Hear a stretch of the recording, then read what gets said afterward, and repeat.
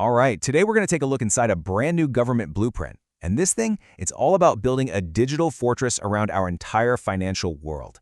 So let's see what it's all about. You know, it's a question I'm sure has crossed your mind. Is my money really safe? I mean, think about it. Every single time you bank online, or you make a payment, or even just check your investments, you're plugging into this just massive, interconnected system. And the scary part, that system is under constant attack. So how in the world do we protect it? Well, that's exactly what this new blueprint is trying to answer.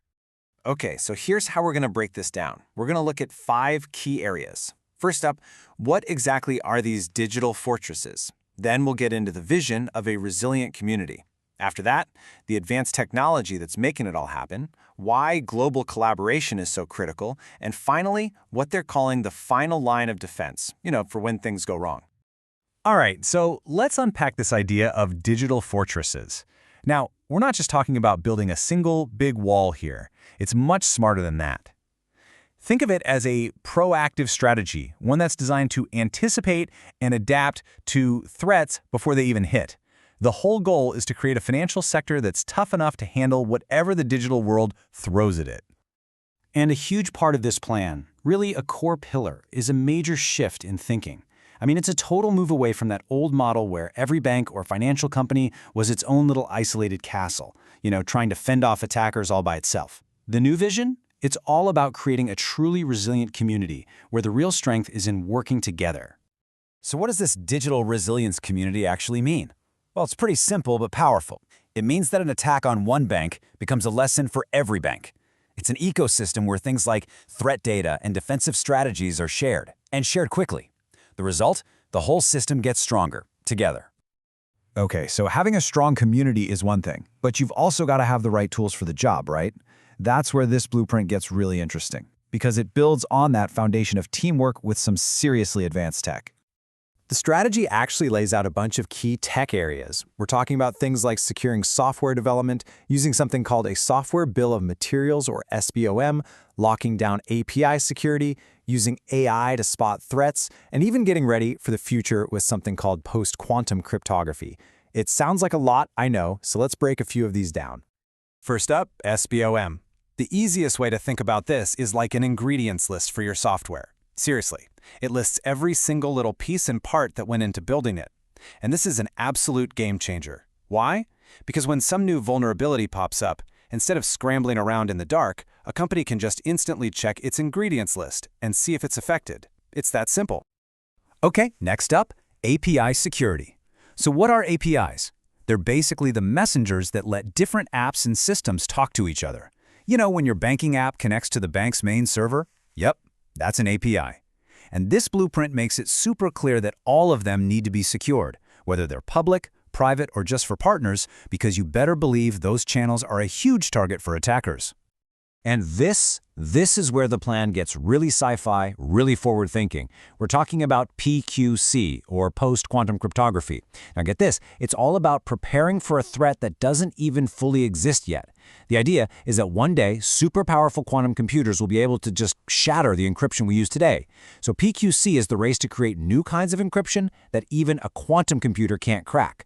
It's literally about future-proofing our data. So, all this amazing tech is great, but it's not the whole story. Technology alone just isn't enough. Think about it. Cybercrime is a global problem, right? It doesn't care about borders. And that brings us perfectly to the next pillar of this blueprint, the idea that cybersecurity has to be a global team sport. Because the simple truth is this, no one can fight this alone, not a single institution. The attackers we're up against, they're often huge, well-funded, international groups. So for any one company to try and take them on by themselves, well, that's just a losing battle. So the plan calls for real, concrete action. Things like teaming up with international partners, running global security drills, and opening up channels to share threat info.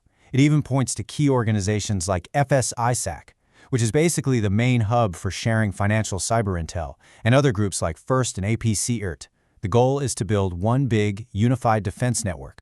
But let's be realistic. No matter how strong your walls are, no matter how great your team is, you still have to plan for the worst-case scenario. And that's what this final piece of the blueprint is all about. It's that last line of defense, a solid, well-practiced plan for when an attack actually gets through. And these response plans aren't just some vague ideas on paper. Nope. They are specifically designed to fight back against the most common and damaging threats out there right now.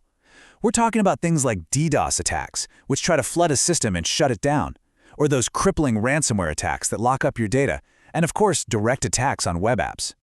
So when an attack does happen, the recovery process is guided by two really important questions. The first one is called the Recovery Time Objective, or RTO. That's all about speed. It asks, how fast do we need to get back online? The second is the Recovery Point Objective, or RPO. This one's all about data. It asks, how much data can we realistically afford to lose? And finding that perfect balance between the two is absolutely critical for a good recovery. But here's the most crucial point of all. A plan sitting on a shelf is totally useless. You have to practice. So this blueprint actually mandates constant drills and exercises. The best way to think about it is like a fire drill, but for a cyber attack. By running through the plan over and over again, teams build that muscle memory so they can act fast and smart when a real crisis hits. All right, so let's tie this all together. What's the big takeaway? This blueprint is a really smart, multi-layered strategy. You've got the vision of a collaborative community working together. It's powered by cutting-edge, future-proof tech. It's strengthened by global partnerships. And it's all backed up by a response plan that's been practiced and practiced and practiced. So this blueprint, it really is a powerful roadmap for a safer financial future. But it also makes one thing crystal clear. This is a race that never, ever ends. The strategies will evolve, the tech will get better, but so will the threats. And that leaves us with the ultimate question, doesn't it? Who's gonna be faster?